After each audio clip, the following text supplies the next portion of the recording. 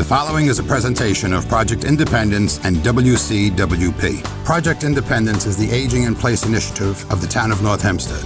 Welcome to Project Independence and You. Good morning and welcome to Project Independence and You, Community Talk Radio on 88.1 FM and WCWP.org. I'm your host today, Rebecca Miller, along with our co-host, Otto Lohse. Good morning, Otto. Good morning, Rebecca. How are you this morning? Always nice to be here and chat with you. As and always. Our interesting guest that's coming on We today. do have a very interesting guest, and along with Otto, of course, is the wonderful Kristina Lew. Kristina is our radio show producer and also the Director of Senior Citizen Affairs for the Department of Services for the Aging Project Independence. So welcome everybody to the show. And we do have a very interesting guest today, to say the least. So we're going to have a lot of questions. Our guest today is Susan Capurso, and Susan is an end-of-life doula who works on, she's an author as well, with creating legacy. So, we hear the word doula, it's kind of a word we think about birth. When people have babies, sometimes they have a doula. And it was really interesting when we heard about what you do. So before we get into that end of it, I'd love to hear a little bit about you and how you became this, not just an author, but, an end-of-life doula. Well, that was wonderful. Thank you very much. And I'm very honored to be here today. So I thank you for inviting me. I am Susan Capurso. I'm an end-of-life doula. And like you said, I specialize in creative legacy work. And my entire life, I was in the flower business. So I had a shop of my own, and I worked for the last 14 years of my career with 1-800-Flowers. And I actually worked in spreadsheets and worked with their franchises across the nation. And it was a stressful job for me when suddenly my husband calls me at work one day and he says, I think I have the flu. He wasn't feeling good. So I said, okay, well, put your blankets on. He stayed home from work. And I came home that night and I said, listen, if you're still feeling this bad tomorrow, I'll take off of work and I'll take you in. He wasn't feeling better by the next day. I had to call an ambulance. He was a big man, 6'8", almost 300 pounds, and I couldn't get him into the car. So with that, within 10 minutes of the emergency room, they intubated him. I lived in the hospital, did not come home from that day for 55 days because, being intubated, he needed an advocate. He needed somebody to speak with him. And on the 55th day, when he did pass, it was 6 o'clock in the morning that they told me, and there was nobody around for me. There was nobody there. And I walked in and out of the room and I just wanted some details. I hadn't seen a death before that. What's going to happen? Is he going to convulse? What are the physical symptoms that are going to happen? And it scared me. It really scared me. But I know it was early in the morning, but nobody was there. And I walked in and out asking for help, somebody just to come and sit and hold my hand and support me through this process. So I took my time to grieve after that. He passed that morning by 9:30. With that, in the next 24 months, I lost 13 more people in my life. Close people, my mom, my sister, my brother, my first cousin, my best friend, my two neighbors who I loved for 25 years. They were both 99. They went within 2 weeks of each other, but it was a culmination of 13 people, my in-laws. And I knew that we weren't doing death and dying right somehow in our country. And I started doing a little bit of research about this. And I found the term. I actually came home crying from work, stressed one day. And this is a true story. And I went into my room and I took out my best friend, Mr. Google, and I said, what are the top 10 most peaceful careers in the upcoming decade? And number 7 was end of life doula. And that began my research. And it took me a while because I knew I was going to jump careers at that point. But I took about a year and a half to do my research, to do my studies, to get certified, because I wanted to be that support system for a person and their family. And that's exactly what an end-of-life doula is. So like a birthing doula, everybody's heard of that. They help bring babies into the world in a warm and celebratory way. That's what an end-of-life doula is. We come into your life, preferably not a few weeks before, which a lot of people learn about us a few weeks before. But most of my preferred client is somebody that I can come into your life a year before or 9 months before, when you have that diagnosis, because I want to help you in your journey to come full circle and to not have all that fear and anxiety, including the family, along with the person. Because most times death is the second leading fear worldwide. So people Susan, are afraid. how Yeah, old was your husband when that 52. 52? I asked because I went through kind of a comparable experience. My first wife was 40, and I think um, those kinds of things are even more difficult when you're younger because Sure. you haven't really accepted the fact that this is part of the deal. Uh, That's their journey, right? and it kind of creeps up on you, and all of a sudden wow. Uh, and I think it's almost more difficult when you're younger to contend with the fact that this is not a lifetime pass here. You're not here forever. Um, you know, that's We're here the for only such a point. short time, Otto, right? Yeah, We're yeah. here for a short time.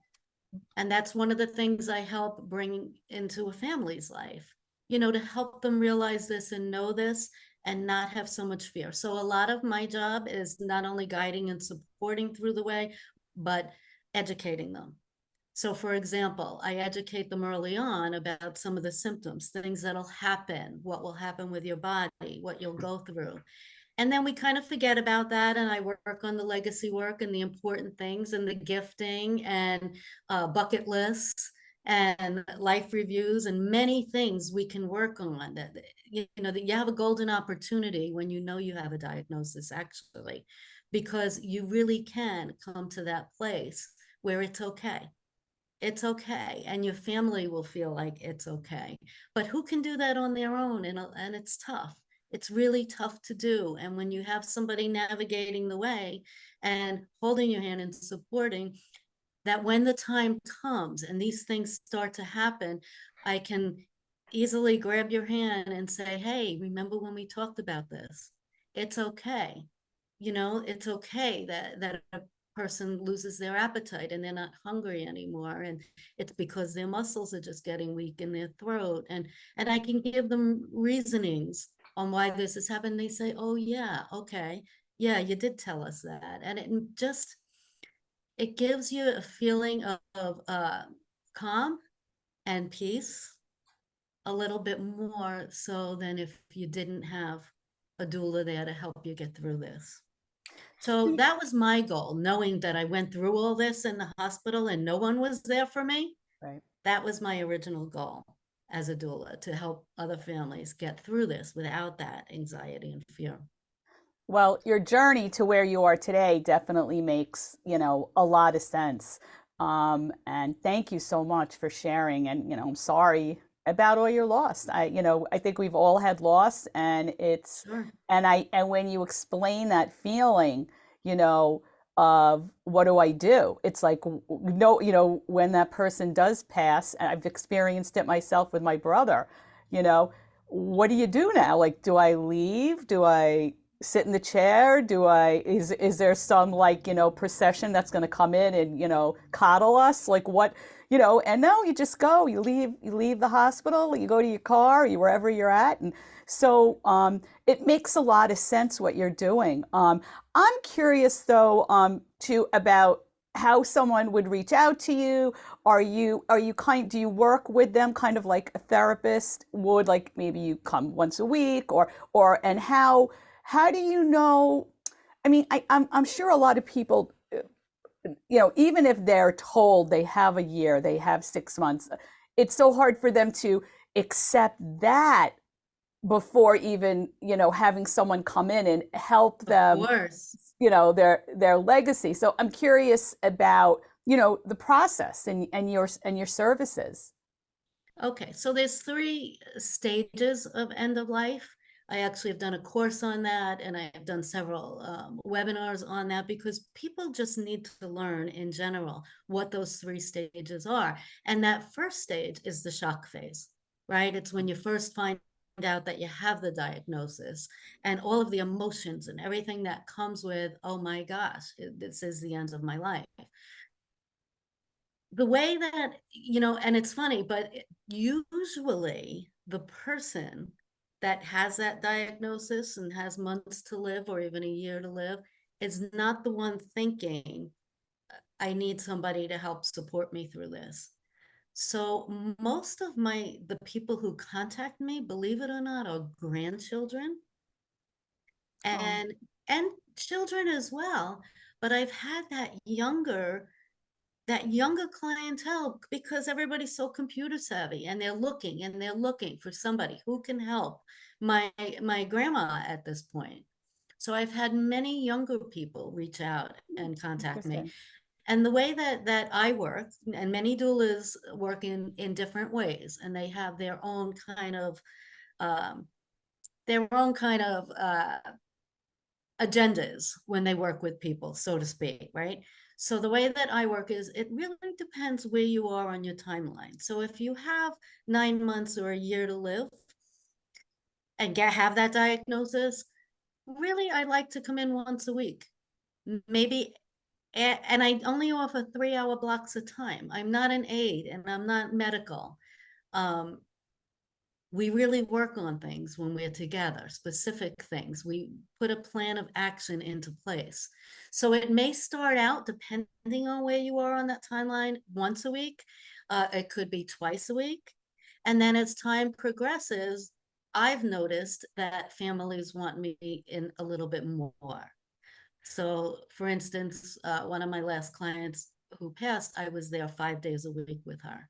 And I spent a few more hours because the family, for some reason, they felt safe. They felt safe having somebody there to support them during this time. So it really depends on where you are and exactly what you're looking for. But usually 3-hour blocks of time is enough for us to do enough in one day where it's not too overwhelming. And I'm wondering, Susan, and I'm sure everybody who's listening, and um, how do you separate your own emotions, especially because you establish this, relationship with people who are eventually going to pass, and now, and then toward the end, and then you get involved with the family, and there's so much involvement. Um, I mean, I'm sure you mourn too. You have to then mourn these people that you've helped create their legacy and help their family. that's a great question, Rebecca, and nobody ever asked me that. And Mm. I've thought about that a lot over the years now. And the only thing that I can say is I am separated emotionally to some degree, like a doctor or a nurse would be, Right. right? You have to have that Yeah. degree of separation. And I've always had that. When I was very young, I've always been the take charge person when a trauma happens or an emergency happens at home, everybody's screaming or crying, they don't know what to do. Here's me. Okay, let's do this, this, and this, and this. And I Right. put Yeah. that plan in place. So I think it's just part of my personality. Yeah, absolutely. And as you're saying that, we talk a lot on the show about like managing situations instead of controlling them, Yeah. and it sounds like you're, that like you have to manage your emotions and, your connection to the people. So you have that probably preset, that you can't connect too much, but you can offer this incredible expertise to, to the family. It's so interesting. It really is. And I I know Otto. always, and another thing that helps with that, Rebecca, is that I've always, since I was a little girl, I've always had the belief that our lives are short and they should be celebrated. And nobody should have to leave the end of their life being sad or miserable or lonely or bitter because this is happening to me. So I try and find ways to help celebrate your life. And we review your life and we come up with the positives. And to give you an idea, a bucket list, the woman was 72. And it was 3 days before she passed, actually, when she said to me, you know what I always wanted to do, and I've never had a chance to do? I wanted to always go to a Rolling Stones concert. And I'm looking at her and I said, Roberta, I don't think it's gonna happen. I can help you with a lot of things, but I don't think I can get Mick Jagger to come here. You're in bed, you can't go anywhere. And I don't even know if he's singing at this point. So I went home and I ran to Best Buy and I bought one of the Oculuses, the 3D Oculuses, and I hooked it up that night and you can connect to YouTube. So I found a Rolling Stones concert. I went in the next day. Wow. For 2 hours, she laid in her bed, and I have a photo of this with the Oculus on, like this, dancing, singing the words. When we were finished and she took that off, and when I first got there, I said, put your best sweater on. We're going somewhere. We have a date here. So she got ready. And when she took that off, she looked at me and she did have tears in her eyes. And she said, Susan, that was the best day of my life. She said, Oh, I could not have asked for anything better. wow. And it was so warm and fulfilling for me to be able to really see that coming from, and she meant it, Yeah. so I was Susan, do happy to you be get able to do that. And I think outside of the box, and I'm very creative in that way. So I like to bring these things in when people need them most. during this process, do you get involved? Like I recall in many situations, it's not just you or the directly immediate people, but the people around you, how they handle it. Um, some people have a very difficult time handling when somebody else is dying and Of course. ill or whatever. And I recall one of the things that I had in my mind was people complaining to you about petty stuff, and you'd say, get a life. It's a you really have to have something to really worry about instead of making up all this small stuff. Um, and I think one of the things that is difficult is not just the process, but the handling of people around you, all of which don't handle it very well. Some do, some don't. Yeah, and you're right about that, Otto. So many families handle things in different ways and have different emotions, and they're going through all kinds of different overwhelming emotions. So a lot of people get angry, want to argue with each other, and look for the negatives. Yeah. Okay, we have to actually take a quick break, Susan, and Okay. we'll come back to this. You're listening to Project Independence in You Community Talk Radio. We're speaking with Susan Capurso, who is an end-of-life doula creating legacies. We'll be right back. Take WCWP with you wherever you go with the WCWP app. Listen live 24/7 to all of our streams, all from one app. Plus, call the studios directly from the app and visit our social media. Download the app through the iOS App Store on Apple devices or the Google Play Store on Android by searching WCWP Radio, or visit WCWP.org for links. The WCWP app, available now on iOS and Android devices. And welcome back to Project Independence in You, Community Talk Radio on 88.1 FM and WCWP.org. Rebecca Miller, along with Otto Lohse and Kristina Lew and Dan Cox. And our guest today is Susan Capurso. And Susan is an end-of-life doula. It's so interesting because when I we heard about you, Kristina and we were like, oh, this is really interesting. And we said, how are we not going to cry the entire show? So, when you started talking about the Rolling Stones, I almost lost it because they are my favorite group. Well, that and some other. But it's just so fascinating and so incredible what you do and how you give this legacy gift to people who can like just celebrate their lives. I'm like really interested in hearing about a lot of people. Like, are there you know maybe, like, I don't want to say your top five because that sounds kind of morbid, but you really have very interesting people who are like this woman who is experienced for the first time in her life a Rolling Stones concert. And I'm just curious about some of the other things that you've done, because you said that you think outside the box, and I mean it's got to be important because everybody is an individual. Exactly. So I was approached during I was doing a conference and talking about doing some of this legacy work with terminal clients, and a woman stood up at the back of the room and she says, well, I'm a senior, I'm healthy, I have many years ahead of me, but I have stories to tell, and I want to record this for my grandchildren and the future generations that I'll never get a chance to know. And from that day forward, I work with healthy people. Those are a lot of my clients because Oh, they good. do want to leave this treasure. When I say legacy, when people say legacy, a lot of times we think of your financial legacy, right? Having all your papers in place and all your documents in order. But this is a creative legacy, and one that's even more valuable than the jewelry that's in your own jewelry box. To me, this Right. is a treasure. This gives your future generations, 2, 3 generations, 4 generations from now, more confidence. It gives them roots in knowing who they are, who their bloodline is. This is their heritage and it's their right.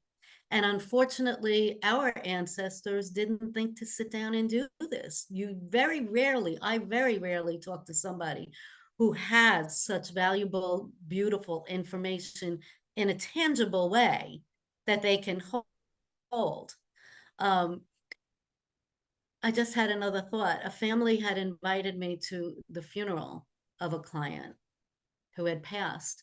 And I sat in the back of the room because I didn't know the family or friends that were there. And the family had got up, as well as the grandchildren, and they had the book there that I help clients with. It's a project. And they held this book up in the air. It's a 12 by 12 hardcover, like a coffee table book that I create with the hard pages that you can't tear over the generations. And they held it up in the air and they said, do you see that woman back there, Susan Capurso? We don't know what we would have done without having this for our family and our grandchildren and it was so touching to know how much it meant to this family. They said that this woman, now she was in her mid-90s, but for the last few weeks of her life, as hospice came in, as neighbors came in, and people came in to visit her, she held the book on her lap and she said, this is my life. This is all about me. If you want to know about me, look in here. And it's really an amazing treasure, an Mm. invaluable treasure that it's really, we really should be doing this for our future generations that will I'm a get a big chance to. advocate of what you're talking about. My parents both came from Germany, and I never met my grandmother or grandfather on my mother's side. My father's father was a mystery, which I recently solved because of DNA. But what you end up with is a bunch of boxes on Ancestry that says so and so was born and they died, and you don't know anything about them. And that's the information out of that you're getting. Yeah, So the important part of doing this, I mean, you may have amazing things that you've done during your life, you know, in your professional work and your accomplishments and achievements, and that's all wonderful. But this is a more intimate look at who you are, your likes, your dislikes, um, your stories. And this is the biggest part of why I started this creative legacy work, because out of the 14 people in my life who died, once they die, you'll remember a couple of the memories that you were told over the year, but you don't know the rare golden things, the way that that person felt when they met their spouse, where they met their spouse, what they did that night that they met them. And all of these really intricate parts, you don't talk about at the Thanksgiving table. You don't talk about at the Christmas table when everybody comes. Sure, a few stories come out over the years, but to know deeply and intimately about this person, and it's an opportunity to help serve your family and future generations. Now I remembered the question. I lost the question that you had asked me about Me too. one of your It's gone. best stories, right? What So question? Yeah. this is a big one. This is a big one. And this client just passed in June. And she was an attorney, and who she wasn't looking for me to do something like this with, but her 3 attorney girlfriends in the firm were. Wow. So they sought me out. They found me. They paid for my first few sessions with her to get started on this journey. She was 40 years old, Oh, and she passed. She had a 10 and 12-year-old. Not had, the children are still here. I'm sorry, that bad yeah. verbiage. She has a 10 and 12-year-old that will not really know their mom. And she was so accomplished. I can't even tell you, she's been to almost every country in the world. She speaks 14 different languages. And the way that we did her project is we built a book with over 100 pages filled with life wisdom, tips, and and treasure and education and value for her children through the years. So in other words, when they go into junior high school, when they go into high school, when they have their first baby, when they Wow. get married and Oh, meeting the love of your life, and all of the milestones she talked about and gave them her best advice and love and wisdom. Do you know that these kids are going to grow into their 80s and 90s holding on to this book about their mom, that I bet they didn't know half these things, you yeah. know, and they're going to follow her guidance and advice. And how warm and comforting is that, to have that versus a child who loses a parent and has nothing? Yeah. I, That's as they know here, I'm constantly pushing seniors to, they have a lot of life experience. Share it with people. You know, how many of us would love to go back and sit down? Like I've often said, I would love to sit down with my father at the same age as me and talk to him about life and what he went through. Um, and you can't do that, but you can try to make up for that by doing the things you're talking about, you know, the legacy. Um, it's, you know, to me, I really regret the fact that I never had an opportunity to even know my grandparents. Okay, so just 2 nights ago, I go to bed and I'm saying my prayers, my usual conversation in bed. And I was thinking about this with my grandmother. Now, my grandmother passed by the time I was 15, but I spent many weekends at her house, as we all did, the cousins. But what did we do? We ran around outside in her on her 2-acre property. Came in and had dinner, and she made wonderful dinners. And my usually the fish that my grandfather caught that day, because he was a fisherman and he loved to go out and get the fish, and laughing, and her big freezer in the kitchen and taking the food out for the next day. And those are the memories that I have. What is that? That's nothing. I don't know anything about her childhood or her parents. We never Mm. talked about those things. Or if they were mentioned, I was too young to remember and not wanting to listen or whatever. As we get older, we want these things. We need these things in our life. And I made that a little part of my prayer. Take me back to Nana's kitchen. You know, that just one time, let me hear her voice. Let me hear some of the things that she was talking about, because honestly, I'm not sure if I even remember her voice right now. And no, God didn't give me the dream. I didn't have the dream, but I had asked for that, because we really need to know where we came from. Those roots are important, Otto. And just like you're saying, I really believe in that. And losing these 14 people in this short amount of time and realizing Yeah. that none of them left anything like this. So once they were gone, they were just gone. And I got to tell you, people are on one side of the coin. They either will listen to this and say, yes, this is important. Or I've had some people actually say to me, well, I don't care. You know, my life was what it was. And once it's gone, it's gone.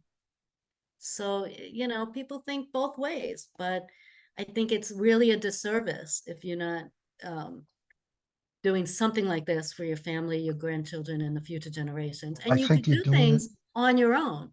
You're You Yeah. don't doing it for need the to have people who somebody to do help care. you. I'm sorry, Yeah. but you do it for the people who do care down the That's road. right. You know, That's right. some may not care, but then again, there may be a great grandchild or a great great grandchild who looks and says, wow, this is really something. And When my mother passed, I found a letter and I pulled it out of the box, and it was from her aunt that had a farm here out in Spionk, and she did all kinds of pickling and had farm animals and did this and that. My mother lived out in Call Place. That's where she grew up on Long Island. So I guess it was a distance for them, you know, while she was growing up. And the letter was all about a day in the life of Aunt Josie and what she did. And I had to do this today and I had to do that. And she mailed it to my mother as a young teen. Why my mother had this still, she held on to it. Not many other things, but she had this letter. So when my niece Julia was here, she's 21, and I pulled it out. She was here for dinner. And I said, oh, you got to hear this. And I read her the letter. And she got all welled up and Yeah. teary-eyed. And I said, what's the matter? Why are you getting so emotional? She goes, Aunt Sue, do you have any more of these? And I said, no, this was the only one I could find. Why? She goes, because this is my blood. This is my family. This is where I came from. You know, do you have any pictures? Do I look like her?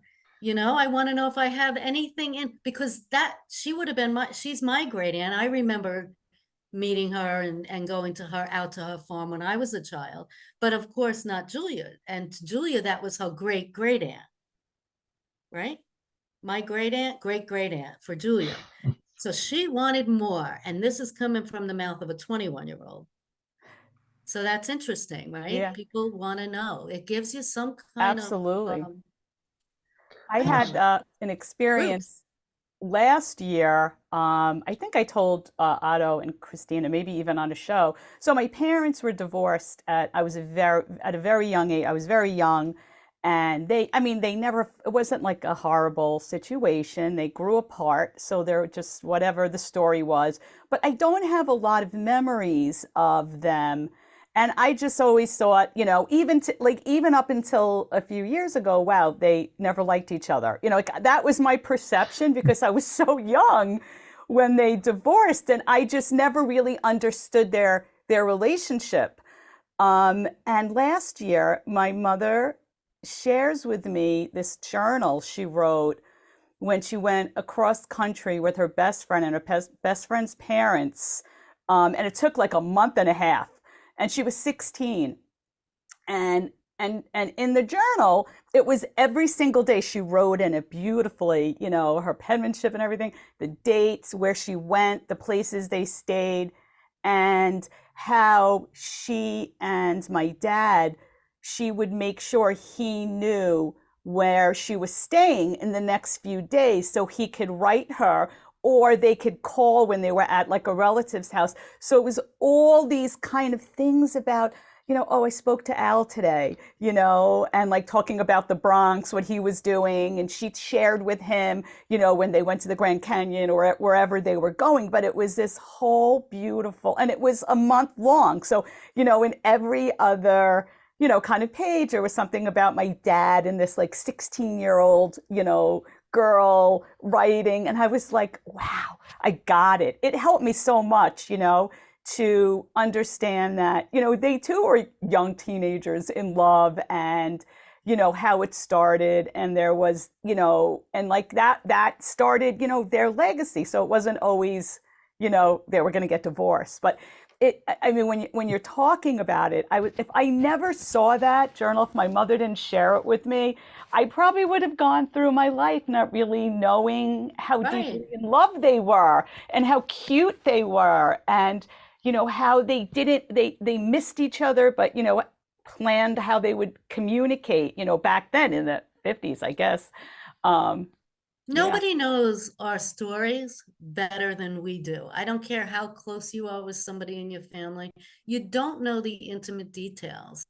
You just don't know some of these important details behind the stories. You might know the surface from point A to point B, and that's how we met, but you don't know what went on in between. And to really record some of these. So I just wanted to let everybody know that you can do this on your own. You don't even need somebody to help you. Go pick up a pretty journal. Barnes and Nobles has beautiful journals. Make it a special one. Pick something out. You can even do something as simple, if you don't want to do it in diary form with memories. Split it into 3 parts: yesterday, today, and tomorrow. Okay, and work on these parts a little bit. Keep it on your coffee table in the living room. Pick it up for 10 minutes twice a week.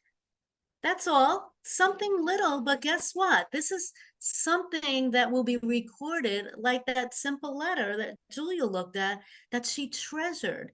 And she realized that even though the world is so much bigger than we are and so many more things happen, this was where I came from. This was Right. my family, and how important that is for younger people growing older and needing to be educated about this. We don't Right. learn We about actually this have in to school. take, Susan, I'm so sorry. We have to take a Oh, quick yeah. break. Sorry. We will be right back with Project Independence and You, speaking with Susan Capurso, End of Life Doula, Creating Legacies. We'll be right back. WCWP is your home for great music and great conversation. You'll find all that and more on WCWP.org. Listen live on the web, check out the lineup, subscribe to podcasts, and stay up to date on the latest station events. Get in touch with us and let us know if you like what you're hearing. And find out how you can support or get involved at the only community public radio station serving Nassau's North Shore. Plus, sign up to get a free bumper sticker. It's all online at WCWP.org. And welcome back to Project Independence and You, Community Talk Radio on 88.1 FM and WCWP.org. One of the things I want to mention too about the show is there's a great app. We don't mention it enough. It's WCWP Radio, and you can listen to it live, and it's great. So if you're not super close to us, you can't listen to the live radio. 88.1 FM doesn't really go that far. But if you listen to the app or even the website, you can do that too. And of course, all of our shows are archived. Just during break, I just mentioned a little briefly, Susan, that Project Independence, we're this aging in place program. And one of the things that we did early on was we created, I guess, in a sense, it is legacy work with World War II veterans and their stories. And I know Kristina was heavily involved with that. And they went to residents' homes and recorded stories and, asked questions, and were able to archive that time for the families. We also interviewed a lot of some old, World War II veterans too on the radio show, and it was very interesting to hear about their experiences in the South Pacific. And it was just so fascinating, and so many family members had absolutely no idea this experience. And I think for the first time, a lot of them talked about it and hadn't really talked about it in all the years since coming home. So That's what happens. Yeah. yeah. We actually So, had Korean and Vietnam and Cold War veterans also. right. And it was all legacy stuff, if you will. Really good. Yeah, it really was. It was really fascinating. But I know that, I mean, there's people listening are probably dying to know how to get in touch with you. So, what is the best way? If there's a phone number, a website, an email address, just what is the best way to connect with you? Um, I just wanted to mention one point before we went to commercial, before Sure. we were talking about, doing some of these projects yourself. There's another one, and Otto reminded me, there's many books out there. They're all over the place, with prompts in them that you can just buy the book and you can sit and you can write your answers. And these are good because the prompts in themselves take you back to that place in time, and the memories do come and they start to Yeah. flow. So those books are awesome. And I also want to let you know, if you did jump on my website, there's a button on there. It might be under the legacy or the first page, I don't remember, but it's to download a free starter kit for yourself. So you can go on my website and download, and it's documents, but there are questions on there that will help you get started. And the more that you have recorded, again, is priceless. It's a treasure for your family to come. So you can find out about any of my services on, the easiest way is just to go to susancapurso.com. So I have Okay. all of the services that I offer on there. It's Susan, Susan, Capurso, Capurso.com. And One of if my any of our great, listeners, one second, want that information, they could always call 311 or 516-869-6311 and ask to speak with Project Independence, and we'll also be able to connect you to Susan and her website. And I have one- a business line if you just want to call that direct as well. Some people aren't computer savvy, and I Right. absolutely get that. And that Okay. number is 631-946-8100. Now, from what I understand about what you do, you have I think I remember like 4 2.5 hour sessions Yeah. where you would interview basically the person with a bunch of questions to make them talk about themselves. But the big thing about that, you said something earlier, the audio part. Um, Way back in the 50s, I have a lot of video, old movie film, but there was no sound. When Hmm. movie 8 millimeter first came out, most of them didn't have sound. So you have these people running around, but there's no verbiage, nobody talking. And I think sound is something that, as you pointed out, you it's hard to remember how somebody sounded. Uh, and if you have this audio with the legacy, I think that's really worth a lot, you know. Yeah, and that's an extra part of it. Audio is the tool that I use in this project. We spend about 2.5 hours, 4 times for over 4 weeks, and we can do it on Zoom if you live, in another state. We do it just like this in a conversation with each other, and it's just a conversation. And we laugh, and there might be tears, but when I get you thinking about one part of your history, it snowballs and you start thinking of all the memories, and I learn about that first boyfriend, and things that you wouldn't normally say or have conversation about will come out in these sessions, which is wonderful.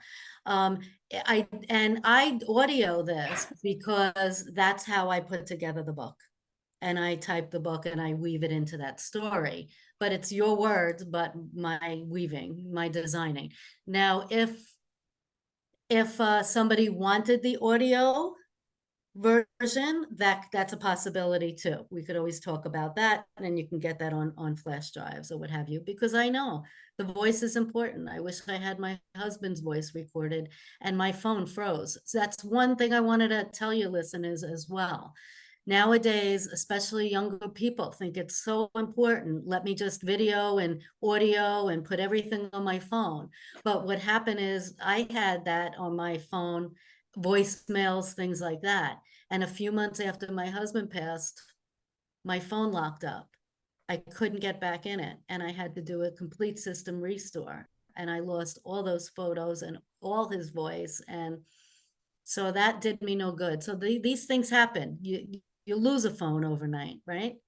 So try to record on a better, they have recorders that are under $100 for a really good one, like in Best Buy. Record on something like that.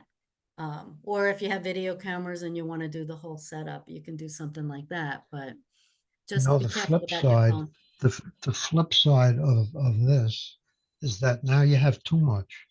And how do you cut through uh, uh, 1,000 hours worth of stuff and boil it down to what really means something? I think that's harder to do than the other way. Um, Yeah, yeah. But it's a fun, it's a fun project, and everybody should really think about how they want to fulfill their own project. Again, it could be just a notebook or a legal pad, but do something. Talk about some stories, write some letters, write letters to people in your family. You may be around for another 20 years, but write them some letters. Your grandchildren, talk to them in a letter, put it in an envelope and throw it in a drawer. But these are important things and important gifts that are treasured more than that piece of jewelry that they'll never wear. Every now and then, one of my granddaughters had an assignment in school where they gave her a bunch of questions to ask a grandparent if they still had them, which happened to have been me then.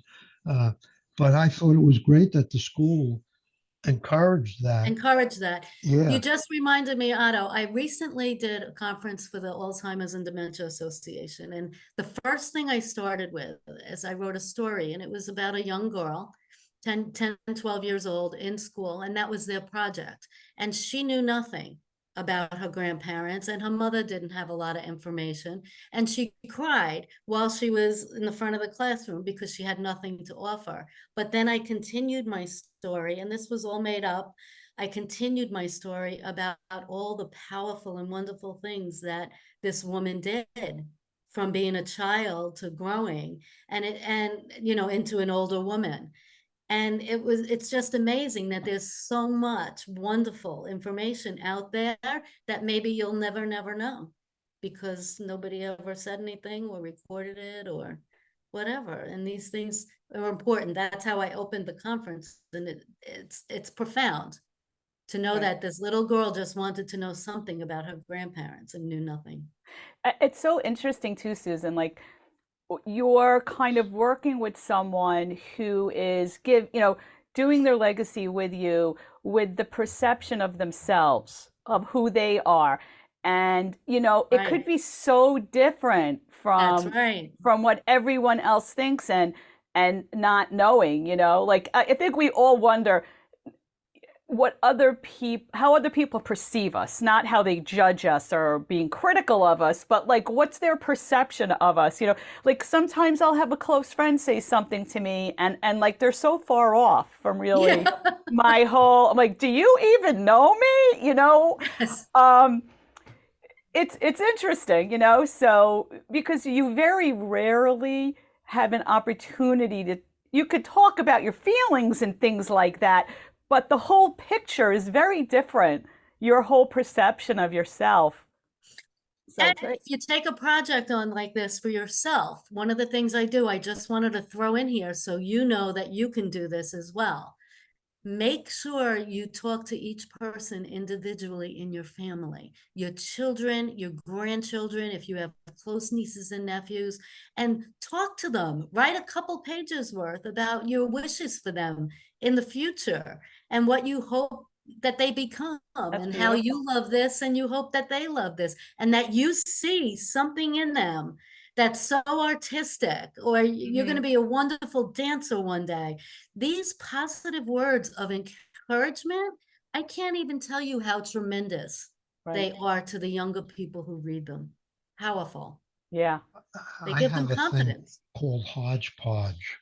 And basically, what hodgepodge is over a series of 20 years, whenever some brainstorm hits me, I will put it into the hodgepodge. Now, it's truly a hodgepodge in that it's not in a good organized sequence at this point in time, which my wish is that I hopefully get to do that. But at least there were some thoughts there. Like, when we went through COVID, what was going on in the world. What I That's remember about wonderful. World War II, I was Exactly. here in World War II, and I was between the ages of 5 and 9, and I remember a lot about it. People having stars in the windows, meaning people died, and all those kinds of things. So Uh, just do that and then get one of these giant Ziploc baggies, right? And then put all your little pieces of paper and articles in that. And there's your creative legacy. yeah, it'd be better if it were a little organized. It would, of course, but do we all get around to doing that? And that's why we Right. talk about it, because it's so important. So Well, you provide a good service. Thank you. yeah, and I'm loving the kind of like more the living legacy part of it too. I'm sure that we would love to have you come and do a program for our seniors and talking about this kind of thing. We always talk about this circle of support that we have, which is more about people, everything that's in their lives that can help them, so, and to keep it updated. And they'll work, somebody who's interested in this booklet that we put together. I mean, pretty much Kristina put it together. And it just kind of asks questions from, what neighbors will help you or whatever you need in there. It's like your black book, for your life as you get older. So I think people who are doing that also would be probably interested in this kind of living legacy. And, Otto, one of the things today that, of course, if you're somewhat computer savvy and certainly going into the future, we have clouds and things like that to store all the videos. So, down the road, Susan, I'm sure that, there'll be apps, or maybe there probably are too, that It's already help. started. Yeah. Yeah, like Yeah. with your own Websites. personal legacy. That's right. But Rebecca, one last thing I wanted to tell Sure. you. Older, I'm on the board with Laura, National Aging in Place Council. Yes. So that's what we do is, we're working with seniors. They're our priority. But a lot of seniors have caregivers, right? This is important for caregivers to know that this can be a weekly project. This Oh, could be wonderful. something that the person can look forward to. Oh, we're going to work on our project this week. The caregiver can ask questions, pull prompts, download my starter kit, or look in a book or Google questions online, and then just have a conversation, and they can do the writing. They can Right. do the writing, you don't need somebody else to come in and do that for you. And that's a wonderful project to work on with a caregiver and a senior.